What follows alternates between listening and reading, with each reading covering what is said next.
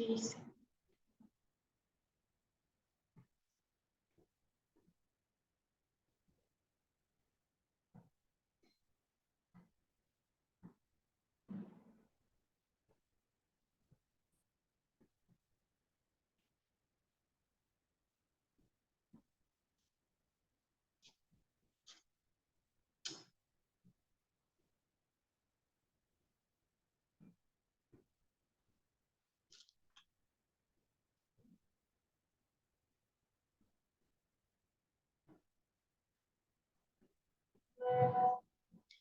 Buenas tardes, jóvenes.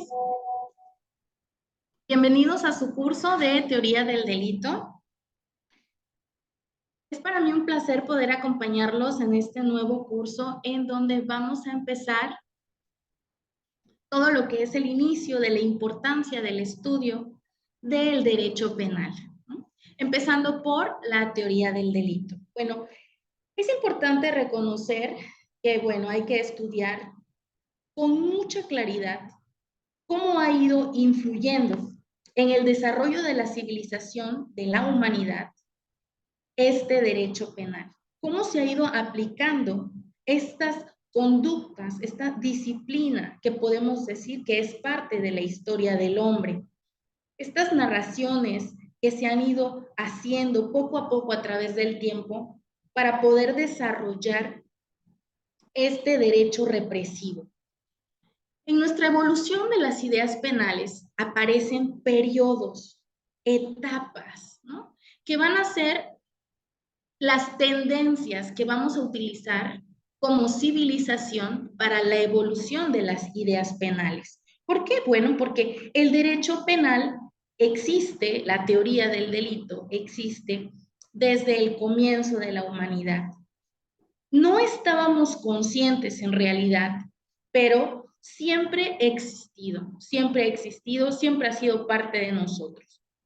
Y como tal, aparece por primera vez a lo largo del tiempo con esta función represiva, bueno, como las rutas que han utilizado distintos pueblos. Y para empezar, vamos a tener nuestra primera idea, la venganza privada.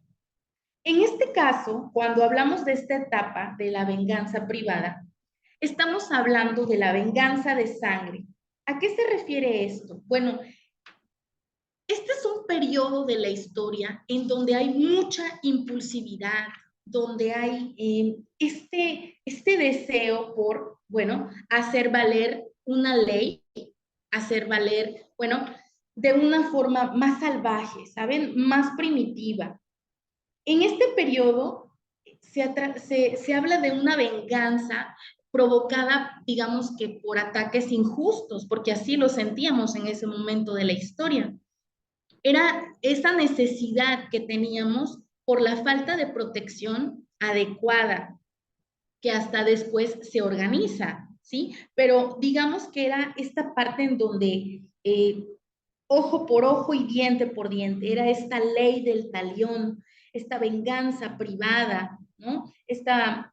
Esta denominada también por los germanos Blutrache, ¿no? Este ojo por ojo y este por diente, ¿qué significaba? Bueno, la intensidad del dolor, de que esa persona había sufrido, digamos que la muerte de un hermano, y la persona que haya sido un asesinato necesitaba cobrarse a través de esta venganza de sangre, ¿no? Entonces, ¿qué es lo que hacía? Bueno, buscaba al hermano del asesino y por lo mismo también lo mataba. Entonces, a esto viene esta primera etapa de la ley del talión, de la venganza privada o venganza de sangre. Más adelante fuimos evolucionando, ¿verdad? Porque pues después de este momento tan primitivo de la historia, tan salvaje y tan impulsivo que teníamos, viene la venganza divina, ¿no? Que es otra tendencia del derecho penal. En esta se estima al delito como una causa del descontento de los dioses. En este momento de la historia, el hombre ya concebía a los dioses, ya tenía una fe puesta en una divinidad, ya existían estos seres superiores. Entonces, ¿qué sucedía? Bueno, En este momento, los tribunales y los jueces que existían por el hombre no solo trabajaban de una forma terrenal. ¿Qué es lo que hacían? Bueno, ellos se sentían representantes de la divinidad, se sentían representantes de los dioses. Entonces, al momento de dar las penas y crear estos juicios en donde, bueno, se buscaba la justicia, el sacerdote, esta clase sacerdotal, estos ministros, ¿qué es lo que hacían? Bueno, atendían estas necesidades también como una venganza, también digamos que la forma de repartir la justicia también llegó a ser bárbara, llegó a ser de una forma también muy dolorosa. Y en este concepto de lo que es la venganza divina, podemos rescatar, bueno, que el hombre, eh, al estar cada vez más cercano al Dios que tenía, bueno, decía o pensaba en este momento de la historia que, bueno, lo que estoy haciendo está mal ante los ojos de mi Dios.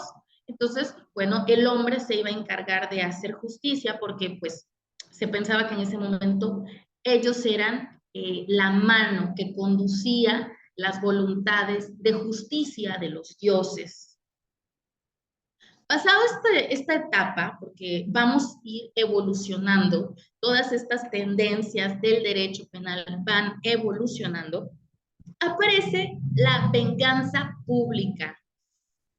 Quiero que pongamos atención que en estas primeras tres etapas de la civilización humana, todo habla de venganza. Entonces, en esta parte, cuando llega la venganza pública, aquí ya tenemos una conciencia, una organización de los tribunales. Estos tribunales juzgan en nombre de la colectividad, bueno, para la supuesta salvaguarda, ¿no? Entonces, ¿qué es lo que sucede? Va imponiendo las penas. Estas son muy crueles, es una época, la Edad Media la tiene sumamente bien identificada porque es la etapa en donde existe una principal distinción entre los delitos privados y los públicos, ¿no? Que empieza a hacerse la diferencia entre el tipo de lesiones, los tipos de delitos que pueden ser de orden público, que atentan a varias personas, y a la vez los privados, ¿no? Los que van a ser dirigidos solo, digamos que a un solo particular. Los tribunales, estos tribunales van juzgando en colectividad. De estos derechos se abusaron muchísimo. Fue una etapa muy triste porque de verdad los juzgadores, el hombre, en este momento de la historia, no estaba haciendo realmente, digamos que por el hecho del servicio a la justicia. Era una etapa demasiado sangrienta también, porque los juzgadores eran tiranos, se convirtieron en tiranos, eran déspotas, ostentaban la autoridad, pero en realidad estaban haciendo de ella cosas terribles. En este momento de la historia, que no solo nació en Europa, aunque ahí imperó, en esta concepción de todo lo que fue la arbitrariedad que hubo en los jueces de esta época de la Edad Media, también hubo en el Oriente, en América, conforme fueron pasando los años. Pero el sometimiento del soberano a estos grupos políticos o a estos grupos sociales, había una deshumanidad muy grande. Fue la época principalmente de la tortura. O sea, imagínense, era la época en donde la tortura era como la cuestión preparatoria. Era como te voy a preparar para la condena, o sea, para la ejecución. Pero antes llegábamos a la tortura en estas cuestiones como si fuera la instrucción, ¿no? O sea, como se va a dar lo que era el juicio, pero antes, a pesar de que seas inocente o culpable, ya va a ir encaminada primero la tortura, fueras inocente o fueras culpable. Entonces de verdad fue una etapa muy triste también, porque bueno, era la cuestión previa, antes de las ejecuciones, ¿no? ¿Por qué lo hacían? Bueno, esto lo hacían a fin de obtener revelaciones, confesiones, ¿no? Era la parte en donde la historia nos marca cómo aparecen los primeros calabozos, ¿no? Estos lugares donde aparece ya la prisión como tal, porque hagamos una pausa aquí en donde en nuestras primeras dos venganzas, la privada o la venganza de sangre y la divina, aún no existían los calabozos, aún no existía esta privación completa de la libertad. Fue en esta etapa de la venganza pública donde ya aparece este fenómeno, donde ya aparece la privación ahora sí completa de la libertad a través de los calabozos, ¿no? Donde las víctimas, los presos, sufrían una prisión perpetua, muchas veces en subterráneos, en cuevas, en lugares lúgubres, en unas condiciones terribles. Eran jaulas de hierro que se mandaban a hacer o jaulas de madera. Eran lugares sumamente oscuros, húmedos. ¿Por qué? Porque, bueno, era una idea más que se tenía en ese momento de que el delincuente tenía que sufrir una pena grande, una pena grave. Entonces, cuando aparece esto, también empieza el hombre a modernizarse en cuanto a la idea de cómo hacer sufrir al delincuente, cómo hacer sufrir a la persona que quebrantó la ley, a la persona que cometió un delito. Y con esto aparecen diferentes armas de tortura. O sea, es una época súper triste porque ya no solo es el calabozo como prisión, ¿no? Sino que aparece, por ejemplo, había una rueda de madera grandísima en donde te amarraban a la rueda y esta rueda giraba. Entonces, no les quise poner foto porque la verdad está muy, muy feo, pero en esta rueda giraba la persona mientras le iban pegando con palos, ¿no? Entonces imagínense qué doloroso, les rompían los huesos colocándolos en estas ruedas. Fue una época muy triste, existía ya la hoguera, la decapitación, ¿no? Entonces, ¿qué sucedió? Todos estos hechos que se lograron hacer en esta época, bueno, eran demasiado deshumanizados. O sea, eran trabajos forzados, los metían a hacer trabajos forzados en minas, en haciendas, encadenados todo el tiempo, al sol completamente. Entonces, ¿qué sucedía? Bueno, el ser humano llegó a un punto en el que viene el quiebre, viene el quiebre y aparece en esta evolución, al darnos cuenta que estamos siendo demasiado crueles, aparece el periodo humanitario. Este periodo humanitario, bueno, aparece como una ley física, ¿no? Que a toda acción, vamos a decirlo así, corresponde una reacción de igual intensidad, pero en sentido contrario. Esto es un poco más de física, pero tiene mucho que ver en este momento de la historia. ¿Por qué?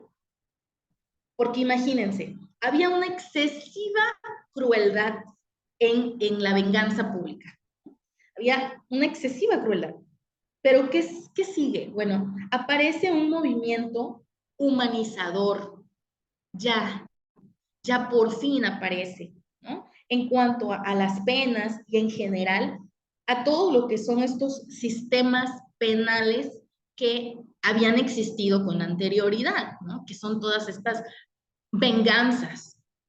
Ahora, la tendencia humanitaria, que es el periodo que vamos a estudiar en este momento, bueno, aparece como por la segunda mitad del siglo XVIII, con César Bonesana, es el marqués de Beccaria, Este hombre fue muy humanista, aun cuando no debe desconocerse que también hubieron otros filósofos, filántropos, humanistas de la época, como era Montesquieu, Voltaire, Rousseau. En esta época, ya en este siglo, ya estábamos empezando a tener un periodo más humanitario, ya estábamos en el terreno de las ideas, ya el hombre bárbaro estaba empezando a, ya no digamos desaparecer, pero sí controlar. Ya lo estábamos controlando. Ya viene el hombre con todas estas ideas a trabajar de una forma diferente el derecho penal, la idea de lo que es la teoría del delito.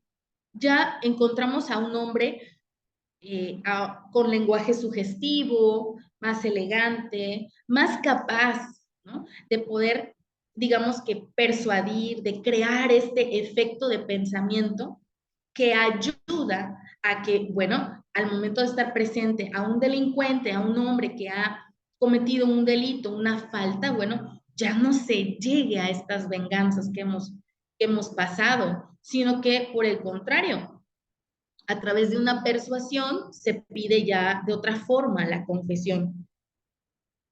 Todos estos hombres que estuvieron y fueron parte de esta historia, como les decía, también entró Marx, Enrique Ferri, Rousseau, Voltaire y principalmente este Marqués, porque él, Bonesana, este Marqués, hizo una síntesis, dio a luz a un libro que publicó en donde él buscaba que, bueno, era una crítica, estaba haciendo una crítica muy inteligente de los sistemas que se habían empleado hasta entonces.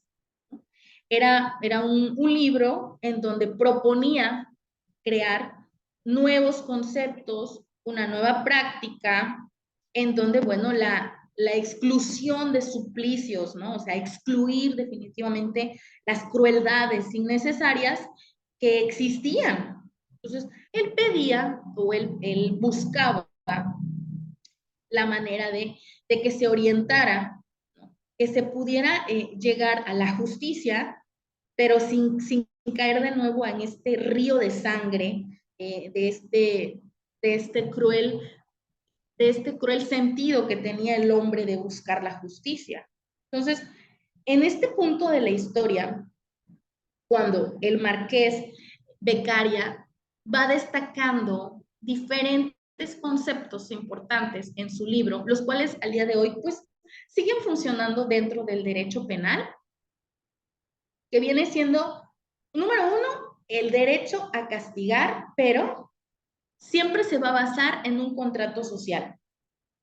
Por lo tanto, estamos hablando de que estamos ante la justicia humana y la justicia divina es completamente independiente.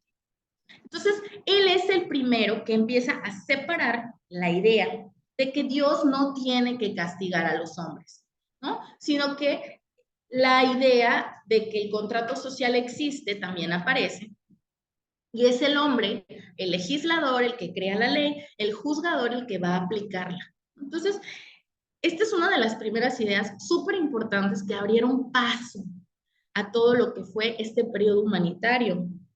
A su vez, también las penas únicamente podían ser establecidas por las leyes. No íbamos a crear otra vez este círculo de venganza, sino que ya teníamos leyes, ya cada vez teníamos más remarcado el derecho, por lo tanto ya sabíamos cuáles eran las conductas antijurídicas, ¿no? Cuáles iban en contra de nosotros como sociedad.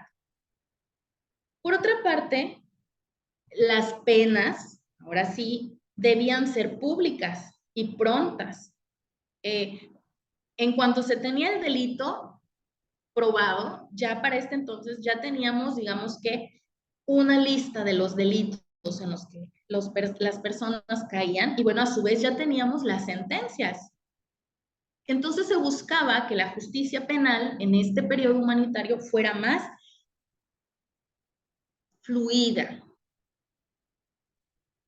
Después, dentro de este mismo periodo, se hizo muy clara la limitación que se tenía entre los jueces y los legisladores. O sea, este límite que existía entre el que creaba la ley y el que aplicaba la ley aparece como una facultad muy importante dentro de este tiempo, lo cual a su vez, bueno, empezaba, digamos que a molestar un poco porque se estaba realmente haciendo una verdadera división. Pero este periodo humanitario fue el inicio de muchas cosas importantes dentro de la teoría del delito, dentro de lo que es el derecho penal. La pena de muerte existía en las tres etapas anteriores. En la venganza de sangre había, en la divina y en la pública también existía. ¿Por qué? Bueno, pues porque estamos hablando de una etapa de venganza. Más sin embargo, en el periodo humanitario se proclamaba que era totalmente injusto quitarle la vida a la persona.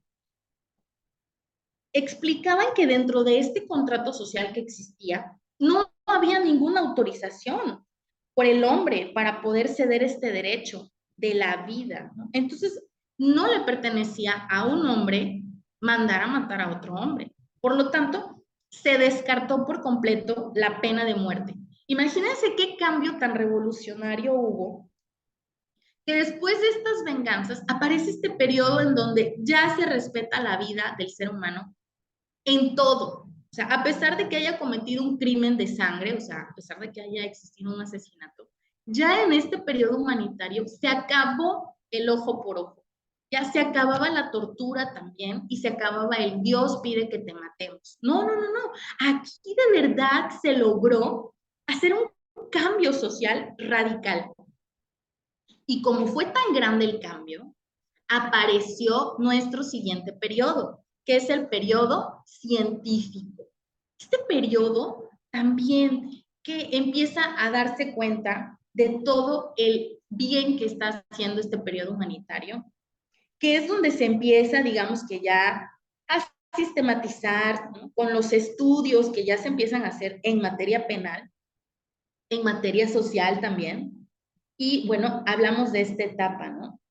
Y como les decía, se inicia con esta obra de este Marqués de Beccaria y bueno, culmina con otro hombre muy importante dentro de la historia del derecho penal, que es Francisco Carrara, quien, como podríamos ver más adelante, voy a platicar de él más adelante, es uno de los máximos exponentes que tenemos dentro de la escuela clásica del derecho penal.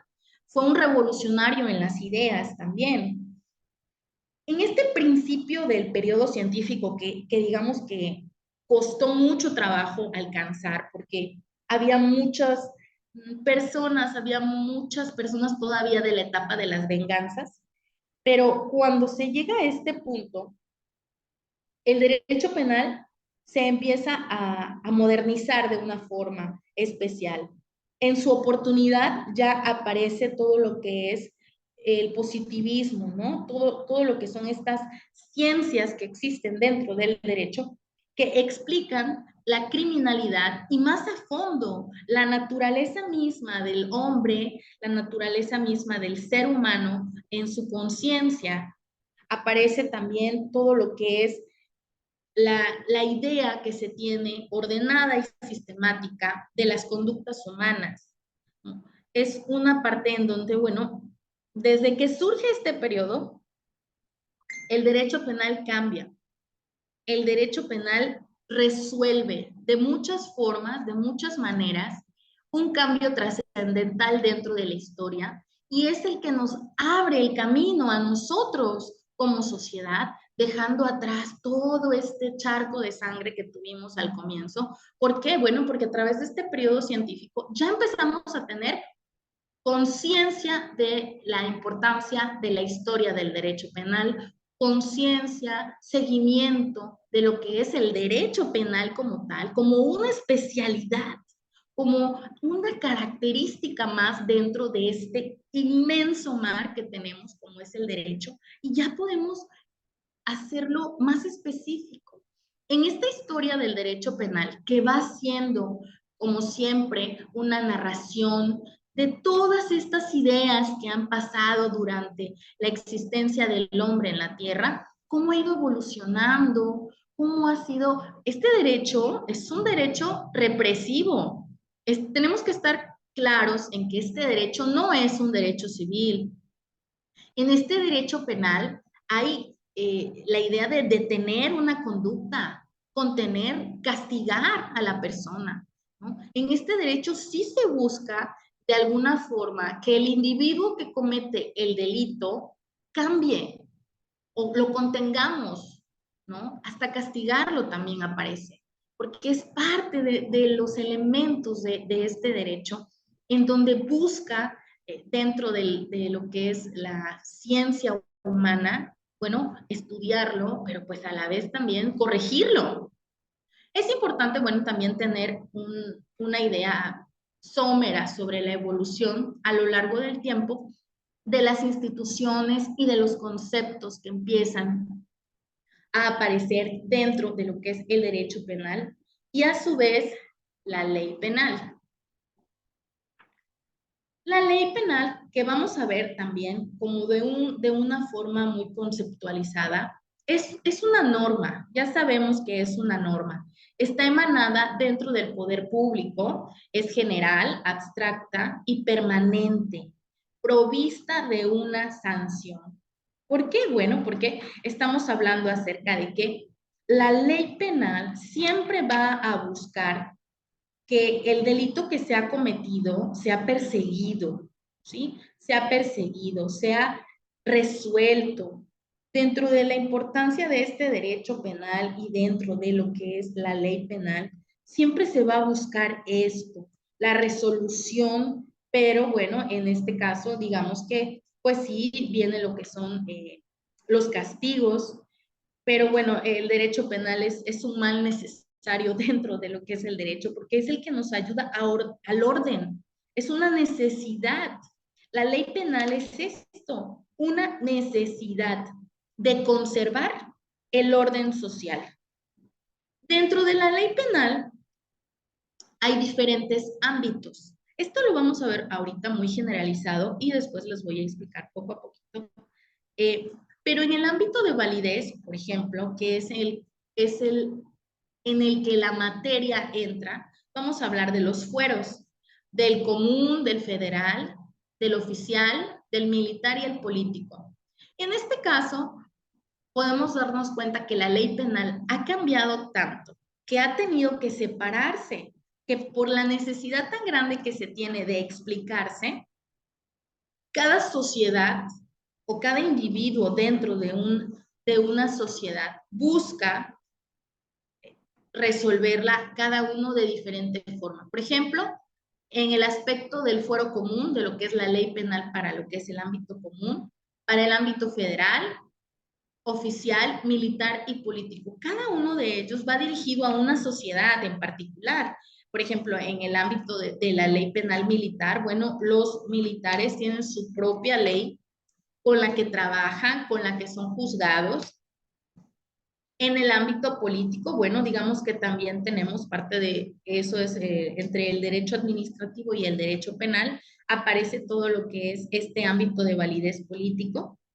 En la parte de lo que es el fuero común, está hablando más de nosotros, la ciudadanía en particular.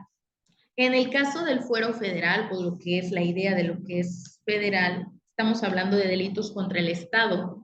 Entonces, sí se busca validar siempre la ley penal, pero como se darán cuenta, dentro de diferentes materias sociales, ¿no? En el caso del ámbito de validez en cuanto al espacio, bueno, la ley penal habla de la territorialidad, que es la que nos va a ayudar, ¿no? A dirigirnos, a saber que estamos, por ejemplo, siendo juzgados dentro del estado de Oaxaca, dentro del estado de Veracruz, o si estamos hablando de un delito federal, hablando de lo que es la República Mexicana como tal.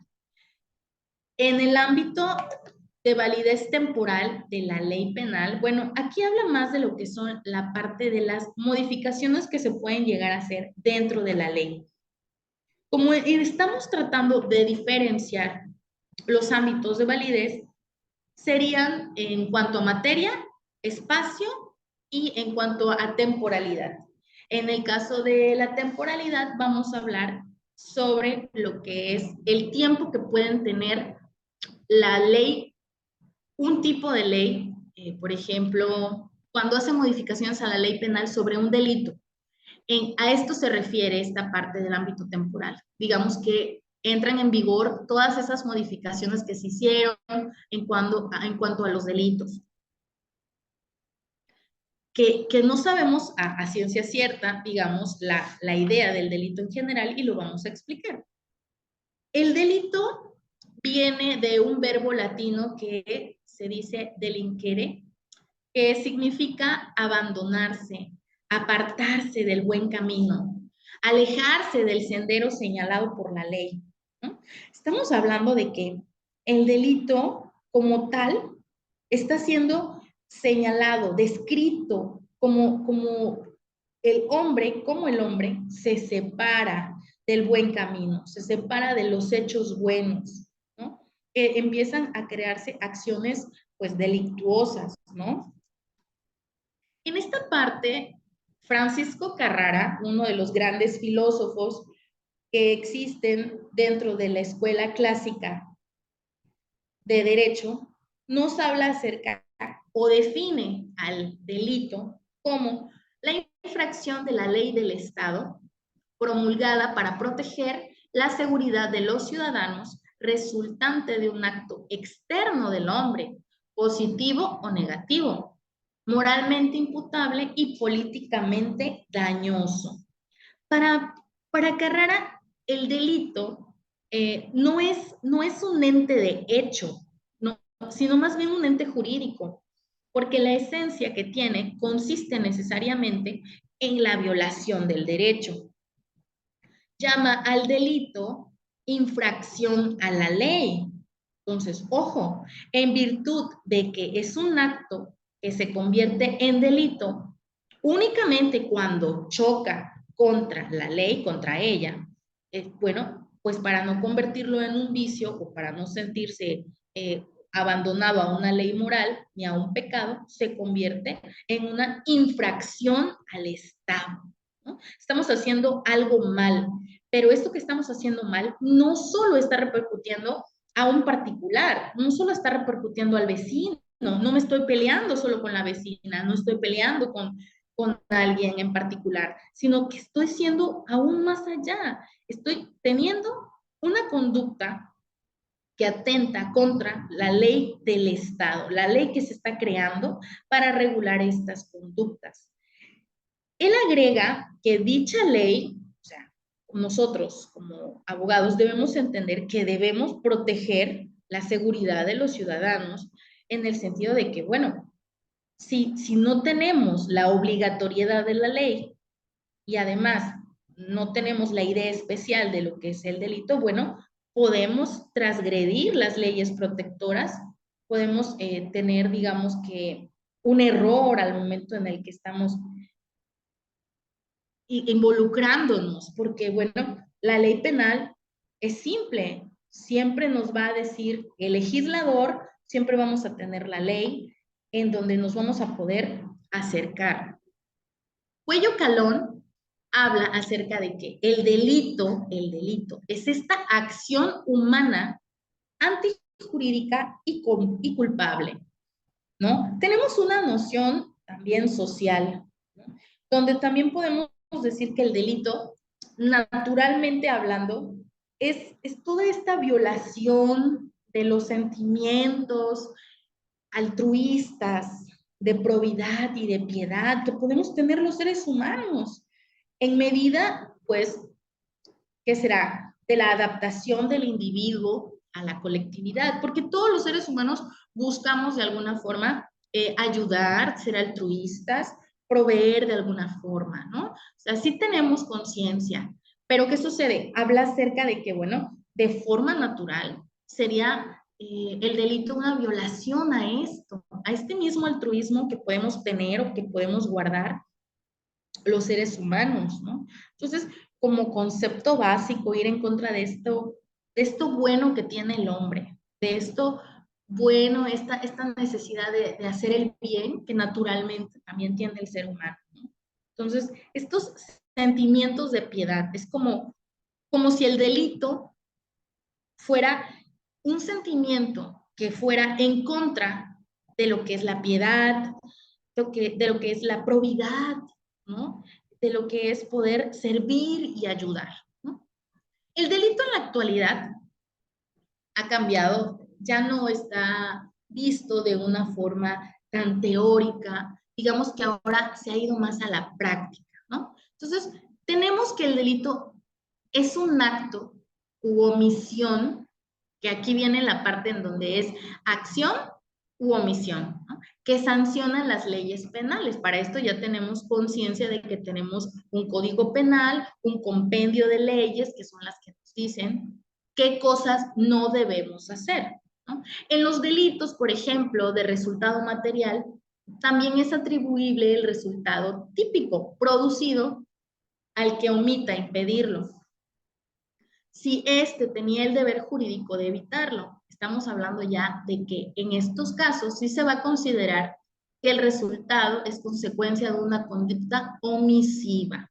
¿Por qué? Porque el delito no solo se comete por hacer, también se comete por el no hacer, por el deshacer. O sea, imagínense, hemos llegado al punto de estudio tan importante en donde el delito no solo va a ser algo que hiciste, sino algo que no hiciste y pudiste haber hecho para poder evitar, no sé, alguna muerte, algún accidente, ¿no? Entonces, sí busca de verdad estudiarse de una forma en la que el ser humano tiene que tener conciencia social, ¿no? Y bueno, esta sensación de, bueno, no voy a cometer un delito, ya sea haciendo o deshaciendo.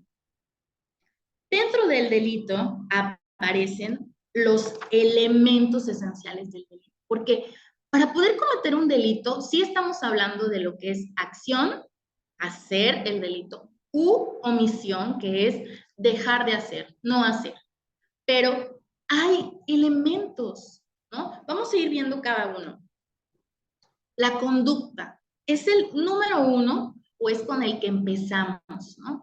La conducta es este comportamiento humano voluntario, positivo o negativo, encaminado a un propósito. Pero tenemos que estar conscientes que el delito es ante todo una conducta humana. Esta conducta humana nos hace darnos cuenta, incluir, ¿no? Que estamos hablando de un hecho. Estamos hablando de que no es solamente una conducta, sino también puede ser lo que expresamos junto con lo que hacemos.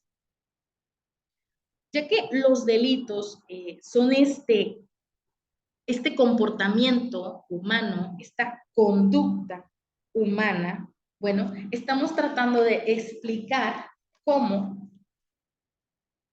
en el caso de, digamos, nosotros estamos conscientes de que por acción u omisión vamos a cometer un delito, ya estamos hablando de una conducta. La conducta no solo se va a aplicar en el acto, sino también en el no hacerlo. Entonces, en el caso de las personas morales, aplica de una forma diferente. ¿Por qué? Porque la conducta, ya sea en acto o en omisión, siempre corresponde al hombre.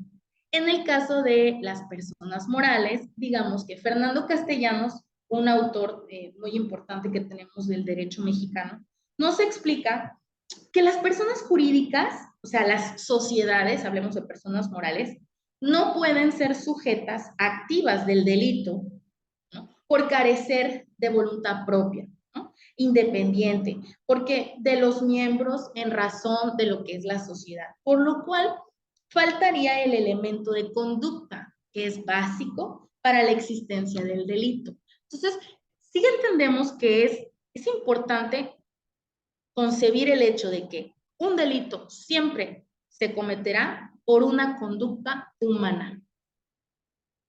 El segundo elemento que tenemos, que también es sumamente importante, habla acerca de la tipicidad. La tipicidad es esta adecuación de la conducta concreta, ¿no? Con la descripción legal formulada hecha en la ley. Estamos hablando de que la tipicidad siempre va a ser la conciencia del comportamiento con el descrito por el legislador, ¿no? La tipicidad es uno de los elementos esenciales del delito, cuya ausencia impide su configuración. O sea, hay que estar conscientes que si no tuviéramos la tipicidad, ¿no? Si no tuviéramos este orden, no pudiéramos tener el delito, ¿no? Necesitamos esta adecuación de la conducta ya escrita y descrita dentro de la ley.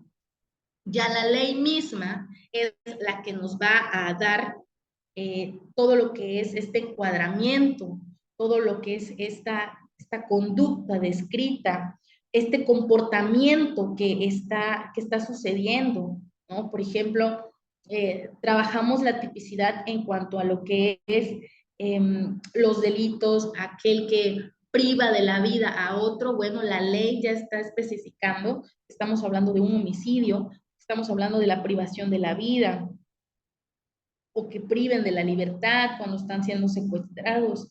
Entonces, la ley nos va a dar, la tipicidad va a ser todos estos encuadramientos, este conjunto, es como un conjunto de caracteres de la conducta del ser humano, que nos va a ayudar a poder integrar el delito como tal, ¿no? En el caso de la antijuricidad, bueno, ya tenemos claro que la conducta y el delito es humano, ¿no? Que el delito es la conducta humana, ya lo tenemos claro. Tenemos claro que la tipicidad, bueno, es la adecuación, ¿no? De esta conducta, de este comportamiento, ¿no? Descrito en la ley, ¿no?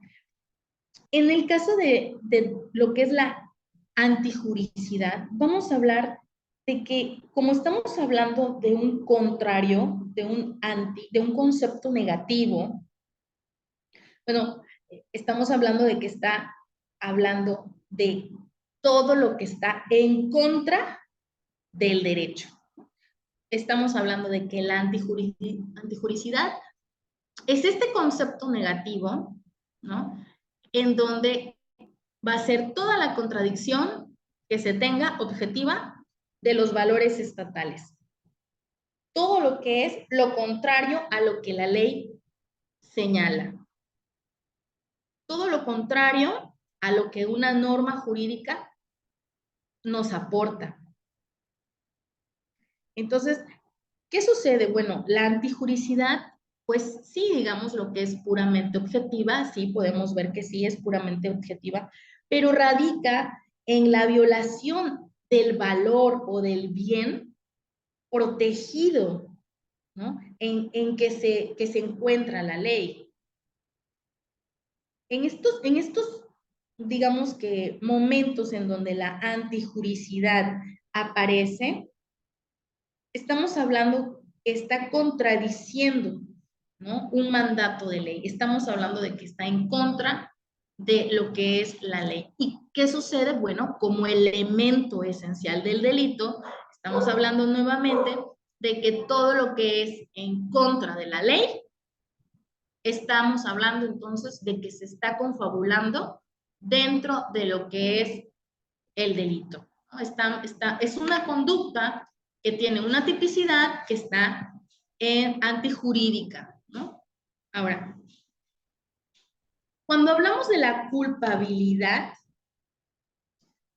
podemos hablar también de lo que es este, este nexo intelectual, emocional que se liga al sujeto con el resultado de un acto, ¿no? buscámoslo de una forma más sencilla. Hablemos de la culpa, ¿no? Antes, hablemos de la culpa.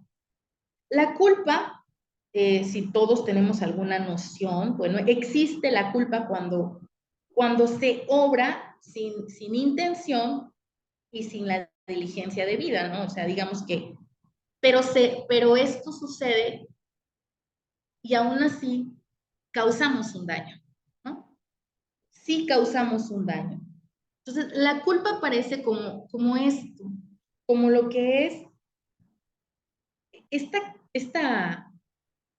esta obra, este acto que se hace, tal vez sin una intención real, a lo mejor no exista, más sin embargo, la culpa eh, está creando un acto de delictuosidad, ¿no? Está creando un delito, es parte, es requisito de este delito, ¿no? Es este desprecio que se puede tener del sujeto por el orden jurídico, los mandatos y las prohibiciones, ¿no? Habla acerca de, bueno, yo no quiero acatar las reglas, eh, yo sé que robar es malo, pero pues aún así yo quiero robar porque siento adrenalina. Hay culpabilidad ya dentro de esto como elemento esencial del delito. Hay conducta, porque ya sabemos que es este comportamiento humano voluntario. Hay tipicidad, porque sabemos que no debe de robarse. Hay antijuridicidad, porque sabemos que está en contra de la ley estar robando. Y hay culpabilidad también por el hecho de que estamos despreciando, o sea, a pesar de que estamos conscientes de que esta actitud que estamos tomando no es la correcta, despreciamos al orden jurídico. Y esto logra que sea parte de un elemento esencial de lo que es el delito. Hablemos de un tema importante también que se llama el tipo. El tipo, bueno, en el caso de el tipo, estamos hablando acerca de lo que es la creación legislativa, todo lo que fue la descripción de lo que el Estado hace de las conductas en los preceptos penales. ¿Por qué? Bueno, porque acuérdense que dentro de lo que es el derecho penal y la tipicidad, que hablamos hace un momento, que era todo lo que era que, bueno, que era estas conductas que estaban descritas ya por el legislador, que van a ser todo lo que es esta descripción legal del delito. Ahora, tenemos tipicidad, pero dentro de la tipicidad también tenemos lo que es el tipo. El tipo se va a ir más directamente a lo que es el delito y trabaja y consiste en la descripción legal del delito y en ocasiones también del elemento objetivo, o sea, del comportamiento del hombre, ¿no? Del comportamiento de la persona, del comportamiento del delincuente, del hombre o la mujer que ha cometido esta falta, ¿no? En el caso del homicidio, pues, como les comentaba, ¿no? Pues según el código lo comenta, el que priva de la vida a otro. Ahora, dentro de lo que es esta parte de el tipo, se va a ir directamente a lo que es, digamos que, ordenaciones hay metodológicas, por ejemplo, en el tipo habla de fundamentales, ¿no? En este tipo de ordenamientos metodológicos habla de tres: fundamentales, especiales, complementados. ¿Qué quiere decir esto? Bueno, estamos hablando acerca de que en este tipo, hablando de delitos, porque estamos creando la idea del delito con sus elementos esenciales, también estamos tratando de definir el tipo. Vamos a poner el ejemplo del homicidio. El homicidio es, dentro de lo que es el tipo fundamental, pero también a su vez, cuando es especial, entonces hace una diferencia, ¿no? Un homicidio por parentesco, ¿no? Entonces, sí hay una definición diferente en cuanto a si se comete un asesinato, bueno, el asesinato a un particular, alguien que jamás has visto, Por ejemplo, cuando aparece un tipo especial, ¿no? De homicidio, pero a la vez es especial.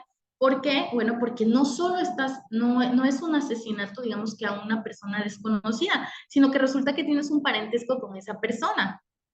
Ahora bien, ¿cuáles son los complementarios? ¿O qué es lo que complementa a estos tipos en el caso de la ordenación metodológica? Bueno, la traición, la premeditación, la alevosía, el hecho en cómo clasificamos los tipos es parte importante de lo que es la veracidad, ¿no? De lo que estamos buscando como abogados, como especialistas del derecho. Tenemos que aprender a distinguir el tipo en cuanto a... Hay muchas clasificaciones, muchas clasificaciones. Se van a ir a ver más adelante todas, pero en estas en particular trabajaremos las metodológicas. ¿Por qué? Bueno, porque el delito puede ser de muchas formas, muchos tiempos, muchos tiempos. El Código Penal prevé en particular estos tres. El instantáneo, que es cuando se asume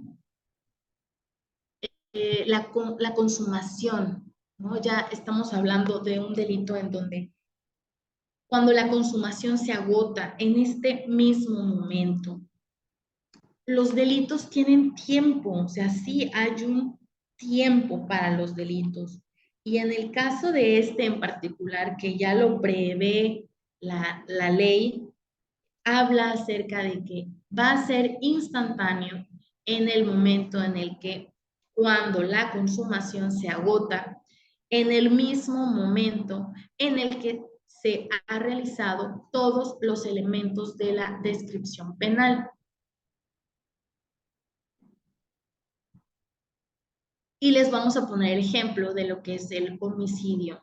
¿Por qué? Bueno, porque en el caso de este delito, bueno, estaremos conscientes que en el momento en el que viene el enfrentamiento, viene la confrontación entre las dos personas, una hiere a la otra, entonces vamos a tener como resultado la muerte de uno de ellos.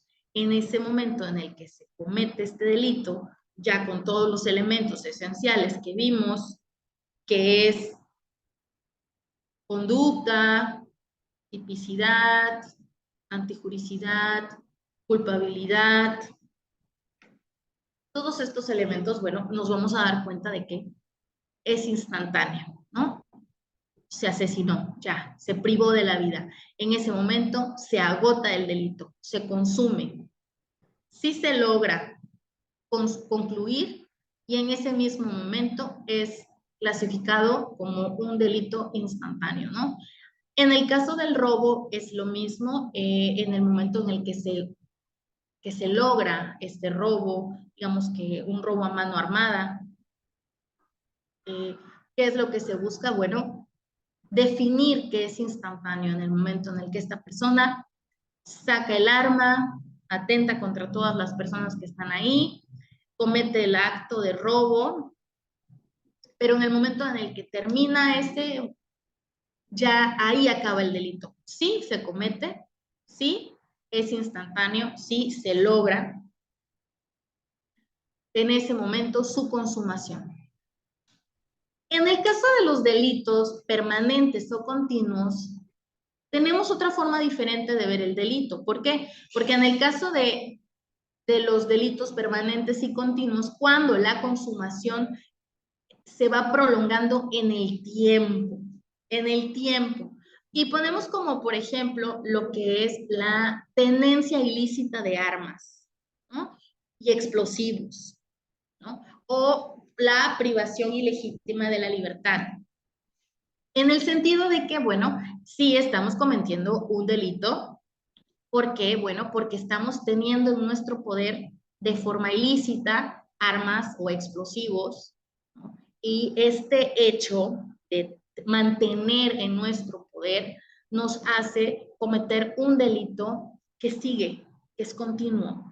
Tú tienes tus armas escondidas o guardadas en tu casa desde hace un mes, 2 meses, 3 meses, un año, 2 años, 4, 5 años, y sin un permiso especial que se solicita, tú estás cometiendo un delito. Sí estás infraccionando todo lo que es esta ley.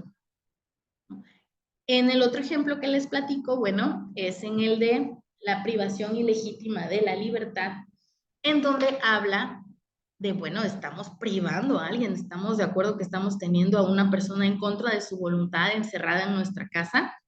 Bueno, estamos hablando de que estamos cometiendo el delito de privación ilegítima de libertad y también está considerado o puede ser un delito continuo, ¿no? Permanente. No es instantáneo como fue un homicidio o como fue el robo a mano armada, que rápido sucedieron las cosas. No, esto es prolongado. Tú estás teniendo a la persona encerrada en tu casa una semana, 2 semanas, ¿no? Entonces, en este caso, bueno, también está hablando de lo que es un delito continuo. Ahora, en el caso del delito continuado, en este particular, digamos que el tiempo puede ser aún más largo, ¿no? Cuando comunidad de propósito delictivo, pluralidad de conductas y unidad de sujeto pasivo, se viola el mismo precepto legal. O sea, vamos a tratar de, porque yo sé que el lenguaje a veces puede llegar a ser complicado. Hay ciertas palabras que tenemos que ir familiarizándonos porque sí se nos puede llegar a confundir un poquito, pero vamos a tratar de desarmar este concepto de lo que es el delito continuado, porque ponemos como por ejemplo la estafa y la agresión sexual.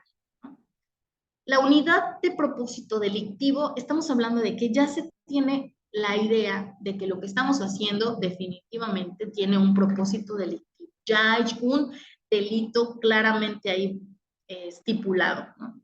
En la pluralidad de conductas, bueno, a veces se necesitan diferentes formas de sobrellevar el delito. En el caso de las estafas, por ejemplo, que es el que estamos viendo como ejemplo, sería estas personas que se dedican a engañar a otros, ¿no? Con tal de sacar este beneficio económico, ¿no? Que te pueden hablar por teléfono y te pueden decir que te has ganado no sé cuántos 100,000 pesos, ¿no? Pero que para esto necesitas depositar 2,000 pesos a una cuenta de Electra o que te piden que por gastos de envío y por permisos de no sé qué, tienes que depositar 5,000 pesos, ¿no?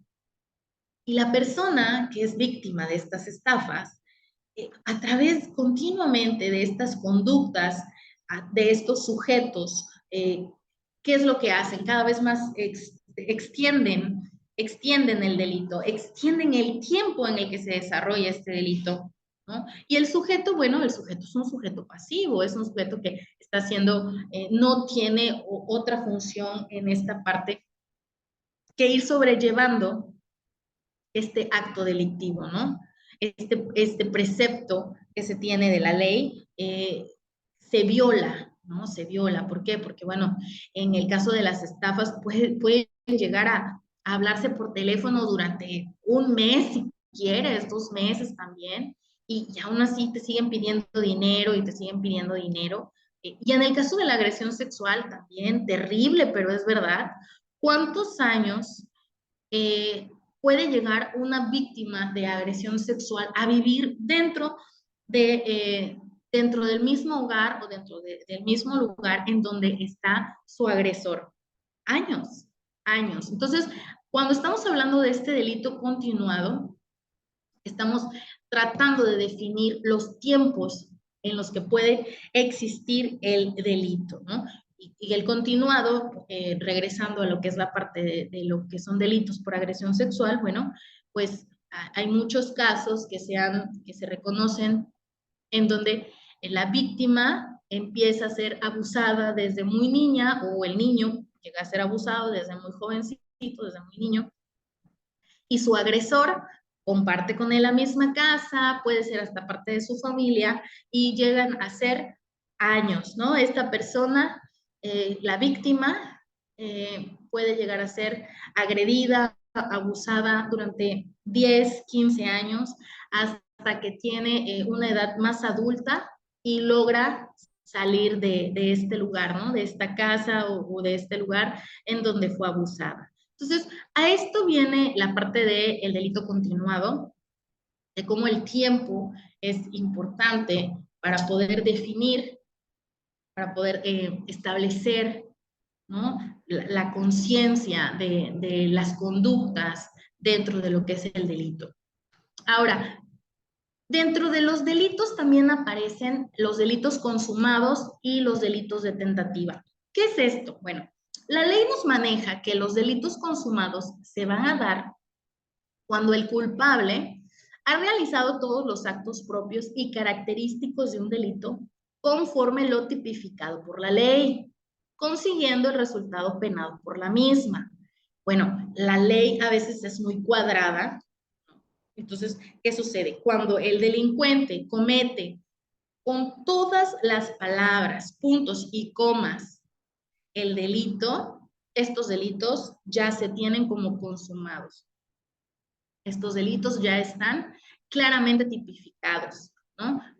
Cumplen con todas las características necesarias, cumplen con todas las formas que se necesitan para poder ser, ahora sí, juzgados como delitos consumados, juzgados como todo lo que es un delito que va en contra de la sociedad, en contra de la ley, que infracciona todo lo que es la ley como tal. Entonces, estos delitos ya están consumados, ya no hay una laguna, no hay laguna.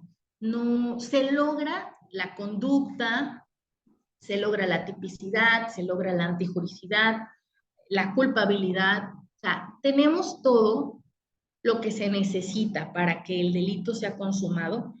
No falla nada en el delincuente, digámoslo así. El delincuente estaba consciente de que si se metía a esa casa iba a robar, se mete a la casa, roba y entonces el delito se consuma en todas sus características y en todas sus partes, ¿no? Y junto con eso, lo que es la tipicidad de la ley, lo considera justo, consumado en su generalidad. Caso contrario, con los delitos de tentativa, ¿no? ¿Por qué? Bueno, en este delito o en esta clase de delitos de tentativa, supone que vas a realizar todos tus actos preparatorios, todo lo que vas según tú como delincuente, a comenzar como tu fase de ejecución del delito, ¿no? Pero ¿qué sucede? No llegas a consumarlo. Es como estos delincuentes que, digamos, es un ejemplo, que quiere robar la tienda, ¿no? Se quiere meter a robar al Oxxo. Entonces, este delito de tentativa es así como de, yo me voy a meter a robar al Oxxo, pero por alguna situación ya estaba listo para robar el Oxxo, ya llevaba el pasamontañas, ya llevaba la pistola, ya estaba junto con su compañero para cometer el delito, ya tenían hasta el coche con el que iban a huir y, oh, ¿qué pasa? No tiene gasolina el carro. Entonces es un delito frustrado. Sí, hubo tentativa, pero nunca pudieron salir, consuman el delito, no hay consumado. En este caso sí hay tentativa porque pues es un delito frustrado, se acabó la gasolina. O en otro podría ser el delito intentado, que también está dentro de la tentativa, que es, por ejemplo, en el caso de que tú quieres cometer un homicidio y utilizas veneno y resulta que el veneno pues no funcionó. Tú te quedaste así con la idea de que, tú querías asesinar a una persona por envenenamiento, pero ¿qué funciona? ¿Qué pasa? El veneno no te funcionó. Lo siento. Entonces es un delito intentado, es un delito en tentativa. Un delito imposible, bueno, se prevé como asesinar a alguien que ya murió, ¿no? No puedes matar a alguien que ya está muerto, entonces lo manejan como un delito de tentativa. Otros delitos muy importantes que tenemos como clasificación son los dolosos y los culposos. En el caso de los delitos dolosos, ¿no? que van a tener toda esta intención delictuosa, todo este dolo, esta voluntad que es consciente, dirigida, bueno, pues a la ejecución, ya sabemos, de un acto delictuoso, un acto delictivo, o simplemente con la intención de ejecutarlo, ¿no? El hecho delictuoso. El dolo consiste en actuar consciente, ¿no? Estamos hablando de que ya estamos conscientes de lo que estamos haciendo, voluntarios, o sea, nadie nos está mandando, estamos nosotros siendo voluntarios en esta parte, ¿no? A la producción, a la realización, al hecho de que vamos a tener un resultado típico y antijurídico. Entonces, eh, tenemos que tener claro que el dolo va a ser todos estos actos que se producen para poder actuar de una forma consciente y voluntaria de que lo que estamos haciendo, sabemos que es un delito, sabemos que estamos actuando mal, ¿no? Es con esta conciencia de que se está quebrantando el deber, ¿no? Con conocimiento de las circunstancias del hecho delictivo, ¿no? Del curso esencial de la relación, ¿no? que tiene la causalidad, ¿no? Entre la manifestación humana. Entonces, ¿qué sucede? Bueno, el dolo, pues para resumirlo, podríamos decir, consiste en el actuar consciente y voluntario, ¿no? Dirigido, bueno, a esta producción de un resultado típico, que ya dijimos que típico es todo esto que ya aparece en la ley, todo esto que ya es tipificado, cada letra que existe dentro de la ley encuadra y describe una conducta criminal, ¿no? Describe una conducta antijurídica. Entonces, el dolo tiene como elemento ético y otro volitivo o emocional. O sea, los expertos hablan acerca de que el dolo puede ser ético o emocional. Y en el caso del elemento ético del dolo, que está constituido, digamos que por la conciencia de que se quebranta al deber, y en el caso del emocional o psicológico, habla acerca de que también consiste en esta voluntad de realizar el acto, pero consciente, ¿no? De un hecho típico. Ahora, ¿qué sucede con el dolo? Bueno, el dolo directo a veces es aquel en el que el sujeto representa el resultado penalmente tipificado y lo quiere. O sea, estoy cometiendo un delito, estoy consciente de lo que estoy haciendo, sé que está penalmente tipificado y así lo quiere. Hay voluntariedad en la conducta. Hay voluntad. ¿Qué es la voluntad?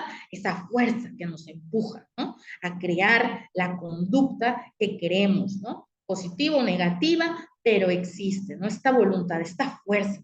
Ahora, en el dolo directo aparece.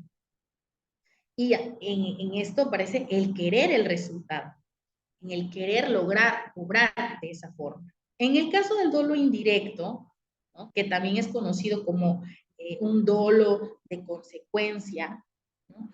Habla más o nos explica más acerca de que el agente, esta persona que va a cometer este delito, actúa ante la certeza de que causará tal vez no solo lo que él quiere, sino otros resultados, ¿no? Penalmente tipificados que no se persiguen directamente, pero que aún así están acaeciendo, ejecutando un hecho delictivo.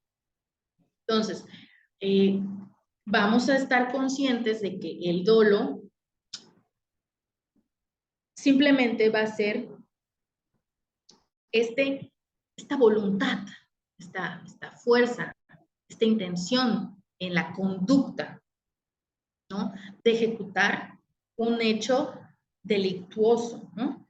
El dolo en el derecho mexicano, digamos que en nuestro Código Penal, habla acerca de lo que son también las acciones y omisiones delictivas que solamente pueden realizarse dolosa y culposamente. Nosotros en México solo tenemos estos dos para definirlo. O es un delito en donde hay dolo o es un delito donde hay culpa. Y siempre lo diferenciamos, ¿no? Y tenemos como ejemplo el artículo 9 del Código Penal, donde nos explica, ¿no? Que obra dolosamente el que conociendo los elementos del tipo penal o previendo como posible el resultado típico, quiere y acepta la realización del hecho descrito por la ley. O sea, es una persona que está cometiendo el crimen dolosamente. Esta persona está consciente, previendo también, ¿no? El resultado. Sabe que está en contra de lo que es la ley. Y aún así, tiene la voluntad consciente de seguir adelante. En el caso de los delitos culposos, que son delitos también importantes dentro de lo que es el derecho y la teoría del delito, nos habla acerca de lo que es la culpa. Volvemos a esto muy importante, también como elemento esencial del delito, ¿no? Que existe la culpa cuando se obra sin intención y sin diligencia debida. O sea, estamos hablando de que la persona no está preparada, no lo hizo con esa premeditación ni con esa voluntad que tiene el delito doloso. No, en el caso del delito culposo, la culpa aparece, pero es una obra sin intención y sin diligencia debida. O sea, causando causando un resultado dañoso, tal vez previsible, pero no para los ojos de él, tal vez previsible para los demás y penado por la ley, como lo explica Cuello Calón. En otra forma de explicarlo, actúa también culposamente quien infringe un deber de cuidado que personalmente le incumbe y cuyo resultado puede prever. Pero como les decía, para poder tener claro esto, tenemos que volver a la culpa. ¿Por qué? Porque en este caso el delito de la culpa es una persona que no es que esté tan premeditado, no existe esta voluntad consciente como lo tienen los delitos dolosos, ¿no? En el delito culposo existe más esto de obrar sin intención. O sea, en esta parte nos habla acerca de, bueno, de la teoría de la atención o de la intención, perdón. ¿Por qué? Bueno, porque tal vez en el delito doloso podemos darnos cuenta que sí hay una intención. En cambio, en el delito culposo, es más cuando existe pues sí, una violación a determinadas normas, ¿verdad? Porque sigue siendo un delito establecidas por las leyes, por algún reglamento, por alguna autoridad, sí, en afín o por el uso de la costumbre, pero que este mecanismo que sucede, que se desarrolla, no está o no quiere realmente atacar, no quiere las disposiciones de ley, o sea, no es que realmente diga, ah, yo lo quiero realizar, ¿no? Sí es una conducta humana para la existencia del delito, el delito culposo, pero no es una conducta voluntaria en el caso del delito culposo, sino más bien es como de intención. La culpa es más inconsciente, sí, sí se cometió un delito, pero esta persona no lo hizo con dolo, no lo hizo de forma intencionada, delictuosa, con voluntad, no, fue más bien inconsciente, ¿no? Sin previsión, no estaba seguro, son estos delitos culposos, es un ejemplo es un atropellamiento. A veces la gente va en su coche, viene tal vez escuchando música, está distraída, se está peleando en el celular.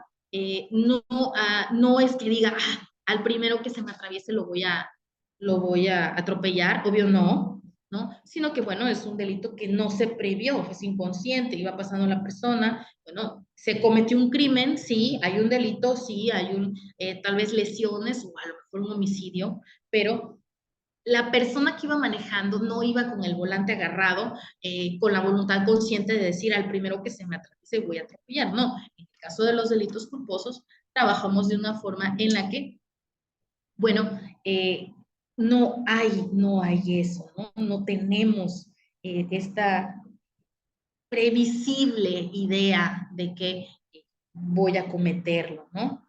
Es más causal, o sea, es más una conducta causal, ¿no? Entonces, ¿qué sucede? Cuando el sujeto no previó el resultado, o sea, no, esta persona que iba manejando no previó que por estar cambiando el disco del coche a cometer un homicidio, bueno, esto es una negligencia, ¿no? Hay una falta de diligencia también, ¿no? No lo previó y fue inevitable, ¿no? Pues ya sucedió, ¿no? Pero se produce también una consecuencia penalmente tipificada, que eso es lo que tenemos que estar conscientes, ¿no? Que a pesar de que sea un delito doloso, con voluntad, o un delito culposo, sí vamos a estar conscientes que cualquiera de los dos, ya sea que sean dolosos o culposos, siempre van a tener como consecuencia que se produzca penalmente una acción, ¿no? Y que ésta sea tipificada, ¿no? Porque, bueno, pues estamos conscientes de que estos tipos de delitos siguen haciendo, nos están dando la clara idea de cómo el ser humano, en el momento en el que constituye un delito, el hombre en el momento en el que constituye un delito dentro de su mente, puede tenerlo previsto por voluntad, como es el delito doloso, o puede haberlo cometido sin intención, sí puede haber una diligencia, sí pudo haber sido algo que no lo previó, no fue algo que él deseara, ¿no? Entonces, la ley sí lo prevé, aún así se sigue marcando como delitos, ¿no? Ambos. Una última cosa que creo que sí sería bueno nada más platicarlo dentro de lo que es el delito culposo en el derecho mexicano, es que, bueno, las acciones y omisiones delictivas que pueden realizarse dolosa o culposamente, ya lo prevé en el artículo 8 del Código Penal vigente, ¿no? Entonces, bueno, tenemos, así como en el que les platiqué hace rato, del doloso, en el culposo nos platica, nos dice que obra culposamente el que produce el resultado típico, o sea, algo que está tipificado en la ley, que no previó siendo previsible o previó confiando en que no se produciría, ¿no? En virtud de la violación a un deber de cuidado, ¿no? Que debía y podía observar según las circunstancias y condiciones personales. El derecho, el código, nos platica en el derecho mexicano, nos da claramente cómo este delito culposo sí explica, ¿no? Que tal vez es una violación a un deber de cuidado. Y con esto vamos a poner nada más esto, ¿no? Hay obligaciones que tenemos. las personas, todos tenemos obligaciones. Y para ponerles un ejemplo también de los delitos culposos, una violación a un deber de cuidado es, por ejemplo, los padres. Los padres tienen el deber de cuidar, proveer a sus hijos, ¿no? Entonces, tienen esta obligación. Cuando no hay esto y se llega a cometer un delito, por ejemplo, que un infante fallezca, aparece también esto, ¿no? Del delito culposo. Una mamá que tal vez, no sé, dejó abierta la llave de agua en la tina mientras estaba bañando el niño o la niña, viene acá la muerte del infante, pero vamos a lo mismo, ¿no? O sea, no es que lo hubiera deseado, más sin embargo, es un delito culposo porque viola el deber del cuidado que tiene un padre hacia los hijos. Entonces, es importante definirlo de una forma en la que se tenga claro, ya que, bueno, las circunstancias y las condiciones personales de cada uno de los delitos que podemos encontrar en el Código Penal son diferentes, pero sí marcan, según la conducta de el delincuente, qué tipo de delito cometió. Un delito con dolo, con voluntad consciente, o un delito culposo, ¿no? Que es el que obra sin intención. Bueno, me dio muchísimo gusto poder estar con ustedes en este día, platicando con ustedes de lo que es la teoría del delito. Espero les haya gustado, se hayan interesado. A mí en lo personal me gusta mucho. Les voy a dejar una tarea el fin de semana. Espero de verdad se den el tiempo de leer un poquito sobre esta teoría del delito. Y bueno, me dio muchísimo gusto estar con ustedes. Espero de verdad hayan pasado una interesante clase y los veo pronto.